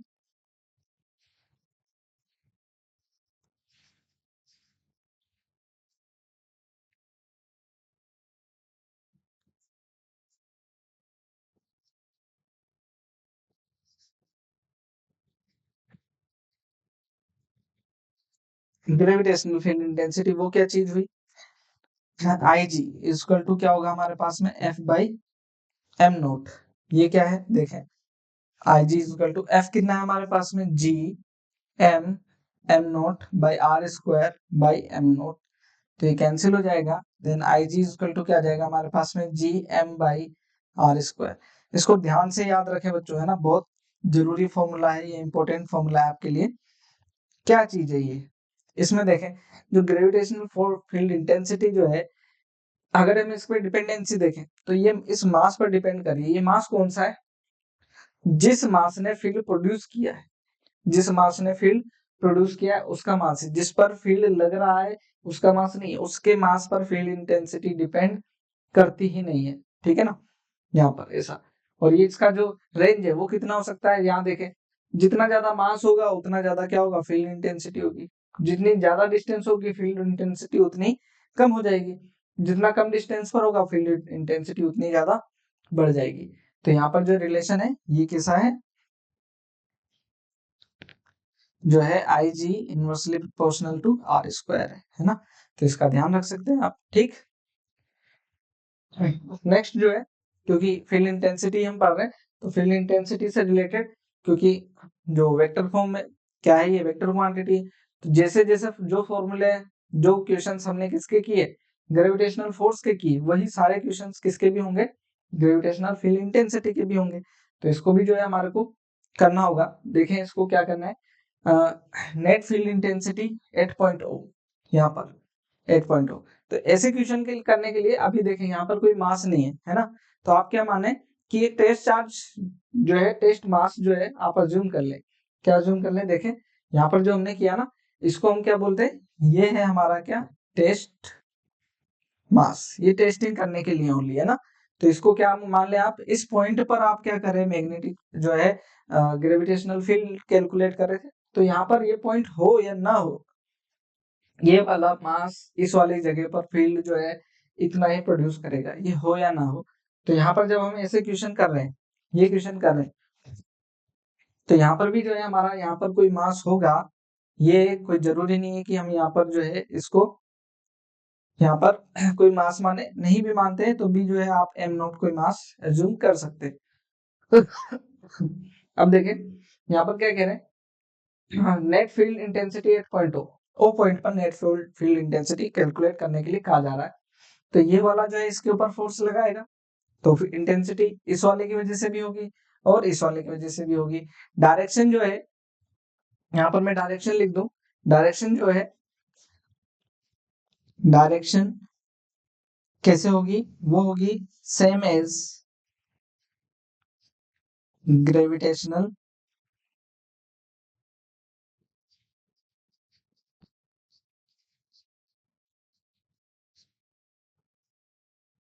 फोर्स। जो ग्रेविटेशनल फोर्स की डायरेक्शन होगी वही किसकी होगी, ग्रेविटेशनल फील्ड इंटेंसिटी की डायरेक्शन होगी।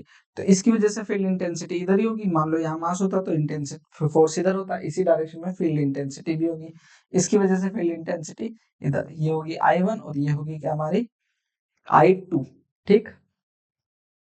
देखें ये क्या हो जाएगा हमारे पास में, आई इजकल टू I1, I1, हाँ इसको मैं ऐसा बोल देता हूँ, इसको मैं I1 बोल देता हूँ, इसको I2 बोल देता हूँ।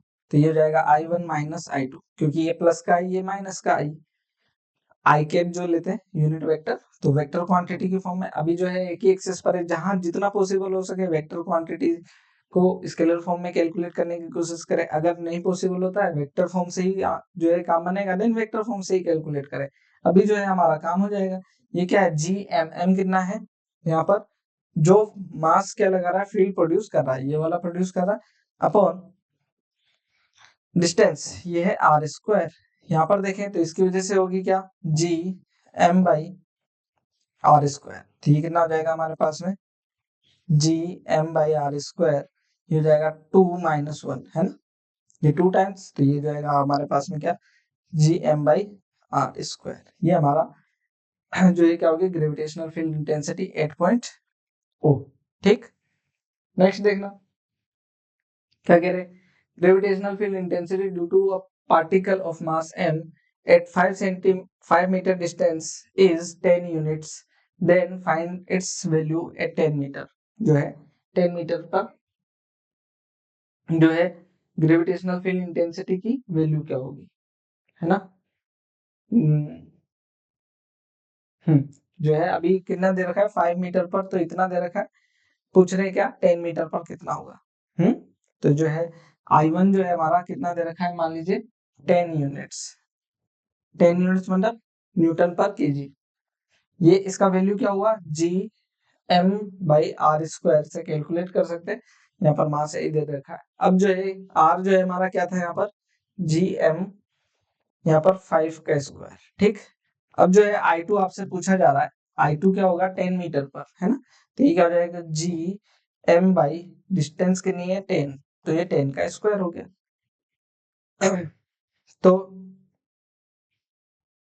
यहाँ पर देखें जी एम ये कितना है, ये हमें पता नहीं है, तो जो है यहाँ से कैलकुलेट कर सकते हैं, G M equal to 10 into 5 का स्क्वायर।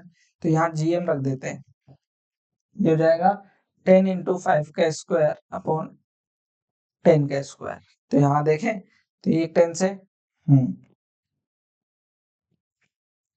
एक 10 से एक 10 गया, ये बच गया हमारे पास में कितना, 5 का स्क्वायर बाई 10 मतलब कि 2.5 यूनिट इज द आंसर। ठीक है, ऐसे ही जो है एक और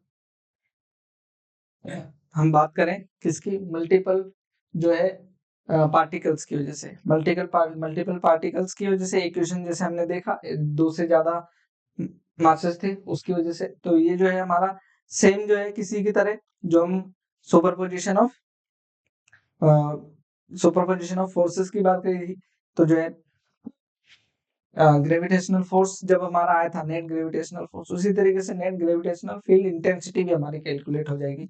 नेट ग्रेविटेशनल फील्ड इंटेंसिटी वो क्या हो जाएगी, I is equal to I1 I vector is equal to I1 vector plus I2 vector plus I3 vector dash dash dash IN vector. इस तरीके से जो हम ऐड कर सकते हैं सभी को वेक्टर फॉर्म में। अभी हमने एक छोटा सा एग्जांपल भी देखा था, न्यूट्रल पॉइंट। यहाँ पर एक एग्जांपल के तौर पर जो है हम एक चीज जो है क्वेश्चन को देख रहे हैं ना।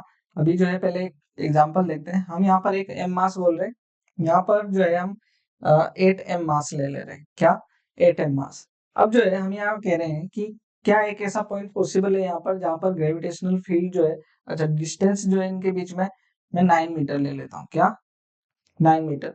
तो यहाँ पर देखें ये कह रहे हैं क्या एक ऐसा पॉइंट बताएं जहां पर जो है ग्रेविटेशनल फील्ड जो है वो 0 है। तो चेक करते हैं, यहाँ पर देखना बच्चों, ये डिस्टेंस अगर मैं x ले लूं तो ये कितनी बची मेरे पास में, 9 - x बची, 9 - x बची। तो यहाँ पर देखें तो इस जगह फील्ड इस डायरेक्शन में और इस जगह फील्ड इस डायरेक्शन में, इसकी वजह से इधर और इसकी वजह से इधर। तो यहाँ पर क्या हो जाएगा, I1 इजकल टू I2, अगर नेट फील्ड 0 है तो ये क्या हो जाएगा, G M by R, R क्या बच गया एक्स स्क्वायर, और ये क्या हो गया जी 8m बाई ये आ गया हमारे पास में 9 - x का होल स्क्वायर। ठीक है, इसको मैं 4m ले लेता हूँ, है ना, ये 4m ले लिया मैंने। तो यहाँ पर अगर देखे तो ये gm से gm कैंसिल हो गया, ये हो जाएगा हमारे पास में 9 - x का whole square upon x square equal to 4। यहाँ पर देखिए क्या आ जाएगा, 9 - x अपॉन x जो है इक्वल टू 2, देन ये आ गया हमारे पास में 9 minus x equal to 2x, then 9 equal to क्या आ गया 3x, x इक्वल टू क्या आ गया 3 मीटर, x कितना आ गया 3 मीटर। तो यहाँ देखें ये जो x है, जो न्यूट्रल पॉइंट आया, इस पॉइंट को क्या बोलते हैं हम, न्यूट्रल पॉइंट। क्या आया, x इक्वल टू कितने पर 3 मीटर पर। यहाँ पर ये ऐसा पॉइंट होगा जहां पर मैग्नेटिक जो है क्या, नेट ग्रेविटेशनल फोर्स क्या होगा, 0, इस जगह पे, है ना। तो ये क्वेश्चन करके देख लिया, ऐसे ही एक्सप्लेन करते हैं डायरेक्ट ही।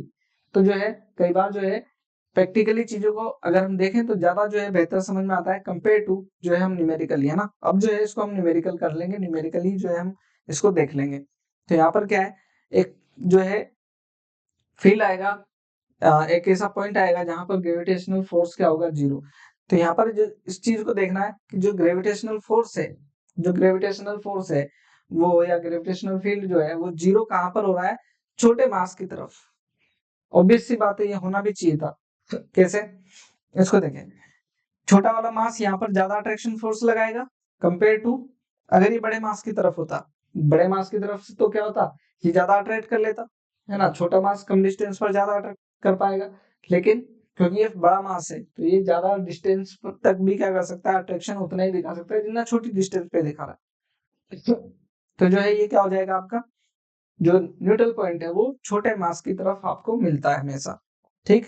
तो इस वजह से जो है आप इसको कैलकुलेट करते हैं, कैसे कैलकुलेट करते हैं, कुछ जो है स्टैंडर्ड रिलेशन है, इसको जो है आप क्या करना ना, याद रखिएगा कैसा है। देखें, यहाँ पर क्या कह रहे हैं, दो मासेज ले रहे हैं हम, क्या m1 m2। ये जो है एक ओ पॉइंट है जहां पर जो है दोनों के बीच में डिस्टेंस क्या है, 0। ये जो है हमारी डिस्टेंस r है, ये डिस्टेंस r1 है, और ये डिस्टेंस क्या है, r2 है, ठीक। तो यहाँ पर जो है gravitational force I1 equal to क्या है, I2 है। तो यहाँ पर जो है हमारा जो ये R1 होगा, ये डिस्टेंस होगी क्या होगी, √m1 R2 upon √m1 plus √m2, ये होगी, ठीक है। इसी तरीके से अगर हम देखें R2 को, तो ये होगी हमारे पास में √m2 upon √m2 R1 upon √m1 plus m2, ठीक है। इस तरीके से अगर जो है उस क्वेश्चन को अगर हम देखें, उस क्वेश्चन को अगर हम यहाँ से करना चाहें, तो ये जो क्वेश्चन था, ये क्वेश्चन था क्या हमारा m, ये 4m था, और ये डिस्टेंस क्या थी, 9 मीटर जो थी डिस्टेंस थी। देन जो है R1 अगर हम देखें तो ये R1 क्या था, √m1, ये क्या है हमारे पास में 4m, R2 जो है हमारे पास में ये R2 आ जाएगा, ओह सॉरी, यहाँ पर इसको मुझे ऐसा लिखना चाहिए, ठीक है। ये m2 √m2 R, और ये √m1 √m1 R, ठीक है, ये ऐसा है। तो यहाँ पर देखें √m2 ये कितना था 4r अपॉन, ये कितना हो जाएगा, ये जाएगा √m प्लस रूट, ये कितना है हमारे पास में √m2, ये कितना था 4m, ठीक है।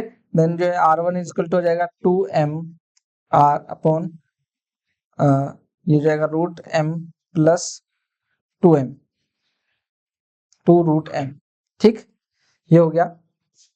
Then R equal to root, okay, 2mr upon 3√m, 3√m, ये रूट में रहेगा ना बच्चों, ये रूट में रहेगा, ये रूट में रहेगा। तो कितना आ गया हमारे पास में 2/3 r, कितना आ गया 2/3 r, ये R1 जो आया ये कितना आया 2/3 r, 2/3 r देखें तो ये r कितना था हमारे पास में 9, तो इसको 2/3 देखें इंटू r 9, तो ये कितना हो गया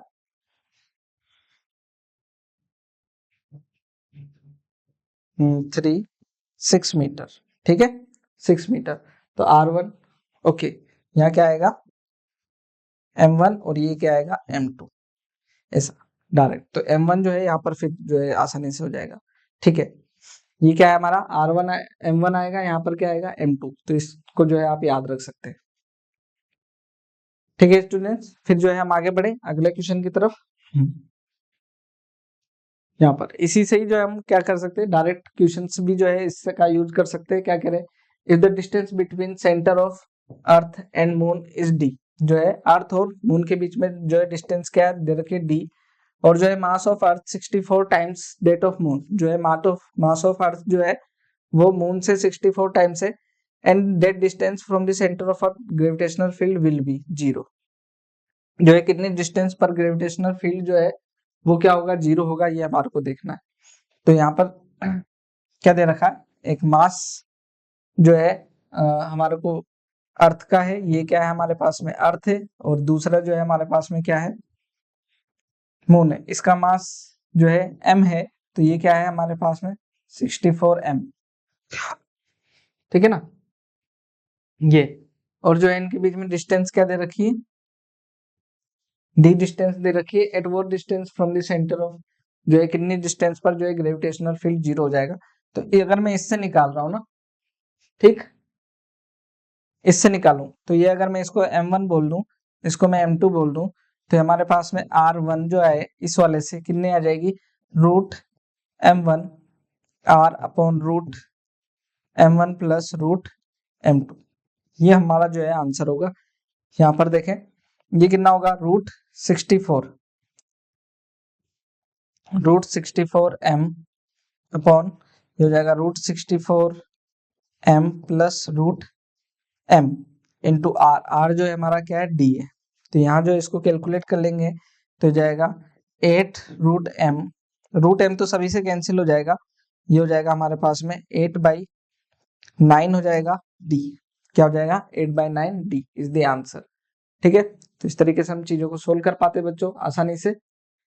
तो बच्चों हम देख रहे थे क्या, gravitational field intensity due to spherical mass distribution. तो स्फेरिकल मास डिस्ट्रीब्यूशन जो है उसके लिए हम ग्रेविटेशनल फील्ड इंटेंसिटी देख रहे हैं। एक चीज हमें और ध्यान रखनी कि जो हमारा ग्रेविटेशनल फील्ड है इंटेंसिटी जो है वो जो IG है वो हमारी क्या है, Gm/r² है।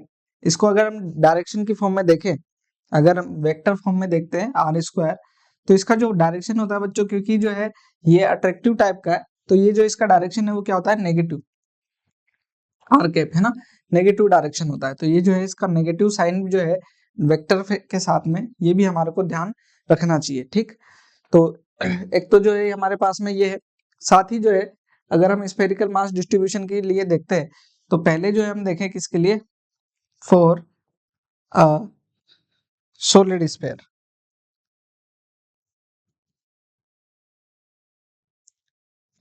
सॉलिड स्फीयर के लिए देखें तो यहाँ पर क्या कह रहे हैं, एक सॉलिड स्फीयर लेते, सॉलिड स्फीयर मैं ऐसा बनाता हूँ,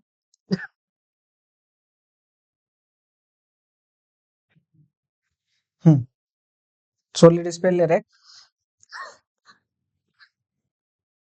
यहाँ पर, सॉरी, तो सॉलिड स्फीयर के हम 3 अलग अलग चीजों जगह पर जो है फील्ड इंटेंसिटी कैलकुलेट करने जा रहे हैं। कहाँ कहाँ पर, पहला जो हम देख रहे हैं वो क्या है, फर्स्ट पॉइंट है हमारा आउटसाइड द स्फीयर, स्फीयर के आउटसाइड, स्फीयर से क्या आउटसाइड मतलब, मान लीजिए ये इसका मास m है, रेडियस इसकी r है, इसके जो स्फीयर है, सॉलिड स्फीयर है, उससे r डिस्टेंस पर बाहर, यहाँ पर हम ग्रेविटेशनल फील्ड इंटेंसिटी देखने जा रहे हैं। तो यहाँ पर क्या होगी बच्चों, I = Gm/, डिस्टेंस कितनी है, r², ठीक, सिंबल देखेंगे तो माइनस के आर के भी हमारा चलता रहेगा, इसमें को हमारे को कोई दिक्कत नहीं होगी। बाहर की तरफ ग्रेविटेशनल फील्ड इंटेंसिटी ये होगी। ठीक, अगर हम सरफेस पे देखें, कहां पर जो है, अब सेकंड पॉइंट देखें, एट सरफेस, तो सरफेस पे r = क्या हो जाएगा, कैपिटल R²। अच्छा, ये यहाँ से देख करके हम ये कह सकते हैं कि जो सारा का सारा जो है इंटेंसिटी वो मास जो है, क्योंकि हमारे लिए पॉइंट मास के लिए भी इंटेंसिटी यही आती है, नेगेटिव साइन वहां पर भी ध्यान रखें, है ना। तो ये क्या हो जाएगी हमारे पास में, I = Gm/R², और डायरेक्शन क्या है, -r², यहाँ पर भी ध्यान रखें। थर्ड जो है हमारे लिए इंपॉर्टेंट है, क्या, कि हम जो है इनसाइड कैलकुलेट करने चाह रहे हैं। वो क्या, इनसाइड क्या होगा देखें, अगर मैं एक स्फीयर लेता हूं, होलो स्फीयर लूं, ठीक, इसके अंदर की तरफ यहां पर, ओके, इससे अंदर आर डिस्टेंस पर, तो हमें क्या करना होगा, आर डिस्टेंस पर अंदर एक जो है होलो जो है एक आर डिस्टेंस पर अंदर कुछ मास जो है हमारा अंदर एम डैश होगा, उसकी रेडियस आर हुई, बाहर वाले का मास एम है और रेडियस कैपिटल आर है ना। तो हमारा जो है जो इफेक्टिव इंटेंसिटी होगी किसकी वजह से होगी, अंदर वाले मास की वजह से है ना, एम डैश मास की वजह से। तो अब ये अंदर वाला मास हमें पता नहीं है, तो हम क्या करते हैं यहाँ पर इस मास को कैलकुलेट कर लेते हैं डेंसिटी की टर्म में, है ना, मास पर यूनिट वॉल्यूम, वॉल्यूम क्या हो गया 4/3 पाई आर क्यूब हो गया हमारे पास में, ठीक। आगे देखना, इस मास को एम डैश के लिए भी डेंसिटी सेम रहेगी, अगर हम यूनिफॉर्म डेंसिटी अज्यूम कर रहे हैं तो यहाँ पर क्या होगा 4/3 pi small R cube, 4/3 pi cancel हो जाएगा, देन एम डैश आ गया हमारे पास में, एम डैश आ गया M R cube by capital R cube, ठीक। तो यहाँ पर जो हमारा आई है वो क्या हो जाएगा जी, एम क्या है हमारा एम डैश आर स्क्वायर, ठीक है ना, एम डैश आर स्क्वायर, तो ये क्या हो जाएगा हमारे पास में देखें, ये हो जाएगा जी, एम क्या है हमारे पास में G M G R cube by capital R cube, और ये आर स्क्वायर, ये कैंसिल हो जाएगा, then G is equal to I is equal to G M R by capital R cube, ये हमारा रिलेशन आ जाएगा, है ना, ठीक। इसको ध्यान रखें, और जब आप क्या करते हैं ये कैलकुलेट कर लेते हैं, देन जो है आपके लिए एक चीज और फिर से निकल करके आती है कि जो है यहाँ पर जो ग्राफ जो है वो क्या होने वाला है, इंटेंसिटी और पोजीशन का ग्राफ जो है वो क्या होगा, उसको भी देख लेते हैं। ये जो ग्राफ है बच्चों, है ना, इस ग्राफ को देखें अगर हम, तो ये ग्राफ जो है हमें कुछ इस तरीके से मिलने वाला है कि यहाँ पर r इक्वल टू 0 है, फिर यहाँ पर हम पोजीशन बढ़ाते जा रहे हैं, तो यहाँ कुछ r equal to capital R मिलेगा, यहाँ पर IG को हम देख रहे हैं, तो ये क्या है सरफेस पर IG जो है हम देखें यहाँ पर इस वाले पॉइंट पर, तो हम यहाँ से देखना चालू करते हैं कि सरफेस से अगर हम अंदर की तरफ चलते हैं, तो अंदर की तरफ ये डेंसिटी लीनियरली इंक्रीज हो रही है, सेंटर से ये डेंसिटी क्या हो रही है, लीनियरली इंक्रीज हो रही है, दिख रही है क्या, देखें यहाँ सेंटर पर क्या हो जाएगी 0 हो जाएगी, फिर यहाँ सेंटर से क्या होगी इंक्रीज होने लगेगी, सरफेस तक कितनी हो जाएगी G M by R square, ठीक है, वो क्या हो जाएगी G M by R square, इस तरीके से। लेकिन जो है हमारे को साइन क्या रखना है, नेगेटिव साइन, तो ये जो है ग्राफ जो है बच्चों क्या हो जाएगा इन्वर्ट हो जाएगा, ये ग्राफ हमारा क्या हो जाएगा इन्वर्ट, तो इसको आपको ऐसे बनाना होगा, है ना। पॉजिटिव तो समझ में आता है, थोड़ा सा जो है क्योंकि वैल्यू क्या होगी हमारी नेगेटिव है ना, क्योंकि ये सब की वैल्यूज क्या है हमारी देखें, यहाँ पर ये नेगेटिव है, ये नेगेटिव है, और ये वाली जो आई ये भी क्या आएगी नेगेटिव का आर कैप, है ना, ये भी नेगेटिव आएगी, इसलिए जो है हमारे को इसलिए हमारे को क्या करना होगा यहाँ पर जो है इसको नेगेटिव लेना होगा, यहाँ R is equal to capital R, ये आई जी नेगेटिव, है ना, ओके, ये आई जी, ये 0, ये आई जी नेगेटिव, तो देखें लीनियरली इंक्रीज हुई, देन जो है इनवर्सली प्रोपोर्शनल टू डिक्रीज हुई, है ना, ये 1/r² के हिसाब से डिक्रीज हुई, और ये इंक्रीज हो रही थी जो है ऐसा आई प्रोपोर्शनल टू आर, ये आई इनवर्सली प्रोपोर्शनल टू 1/r², यहाँ पर हमें दिख रहा है इस तरीके से, ये डायरेक्टली प्रोपोर्शनल और ये इनवर्सली प्रोपोर्शनल, ऐसा क्लियर। इसी तरीके से जो है बच्चों अगर हम देखें, ये तो हमारा किसके लिए हुआ पिछले वाले पार्ट के लिए, हमें एक और चीज देखनी है फोर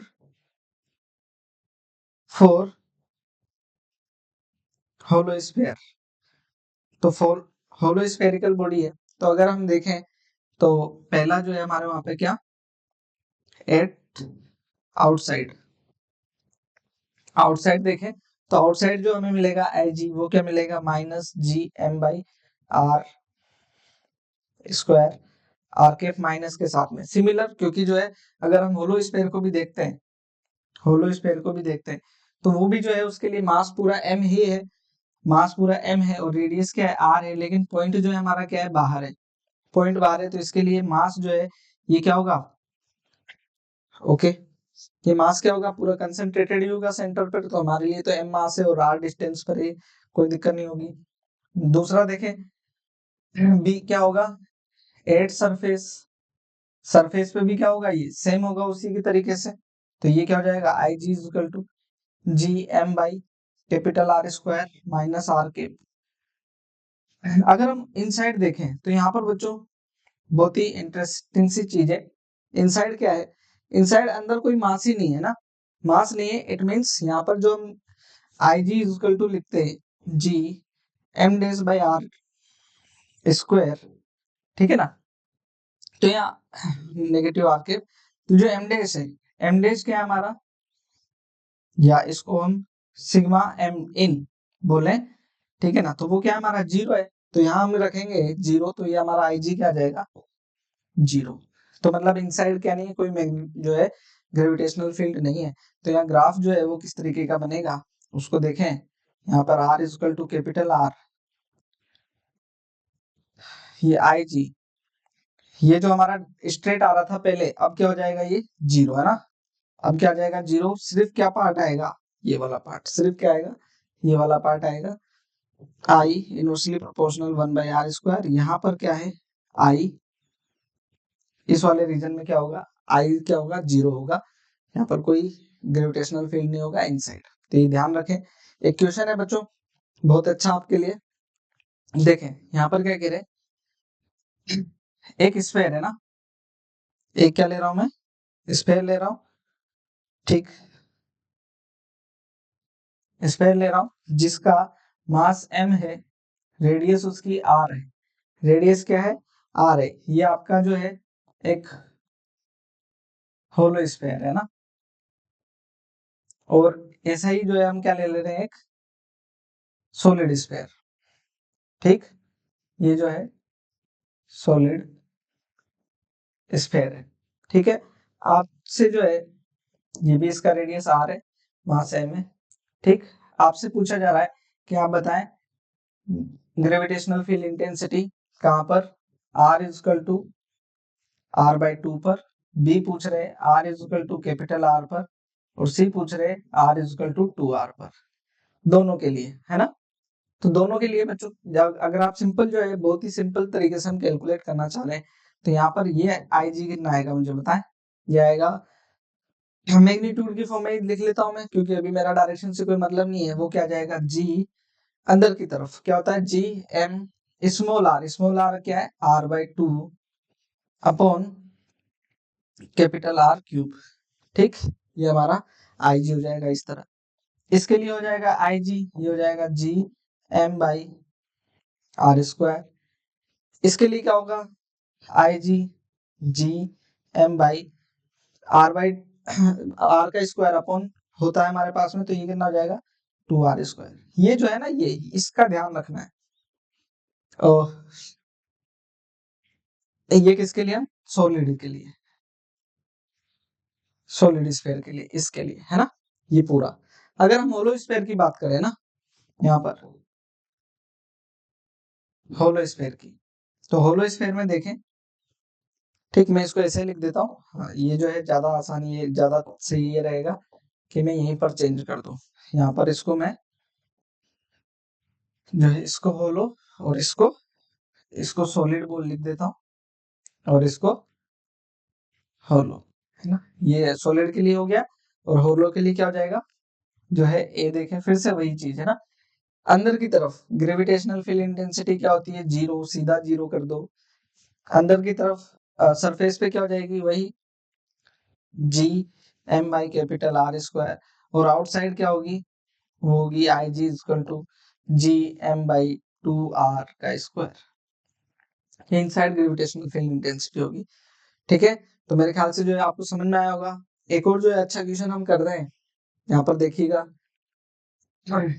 देखें इस क्वेश्चन को क्या कह रहे हैं, spherical shell of mass m, shell है यहाँ पर है ना, spherical shell of mass m, radius 2r, radius कितना है 2r, surrounds a smaller sphere of mass m but radius r, जो है एक स्मॉल m है मास, ठीक, स्मॉलर मास है, कुछ जो है मास दे रखा है उसका, और बट उसके नहीं दे रखा है, बट उसकी रेडियस जो है क्या है कैपिटल आर है, बार वाले के लिए 2r है।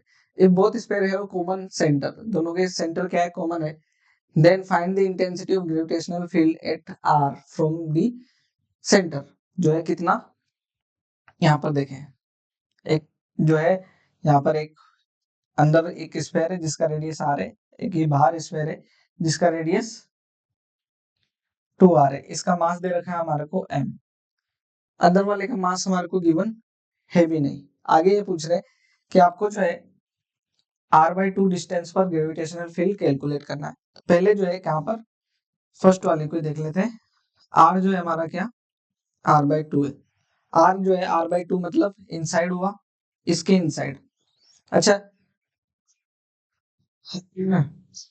इस वाले से देखें, पूरे से देखें तो इस ये क्या है होलो है, होलो के अंदर जो है हमारा इस ये वाले के लिए ना फॉर शेल ग्रेविटेशनल फील्ड वो क्या होगा हमारा जो है वो IG क्या होगा 0 होगा, है ना, क्योंकि अंदर के लिए होलो स्फीयर के लिए क्या होता है IG 0 ही होता है। आगे यहाँ पर देखें फॉर ये वाला सॉलिड स्फीयर, इसके लिए देखें तो इससे r/2 अंदर है ना, इससे क्या है r/2 अंदर, तो क्या हो जाएगा IG उसके लिए GM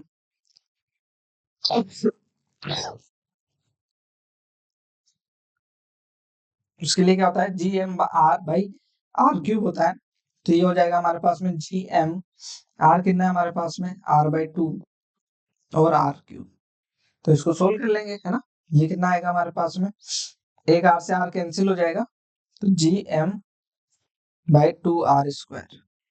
ये हो जाएगा। आगे देखें 3/2r, 3/2r ये जो है इन दोनों के बीच में हुआ, 3/2r इन दोनों के बीच में हुआ, तो ये जो सेकंड था 8 3/2 r, इसको देखेंगे अगर तो ये जो है अभी भी जो होलो शेल है उसके अंदर है पॉइंट, तो जो है फॉर होलो शेल,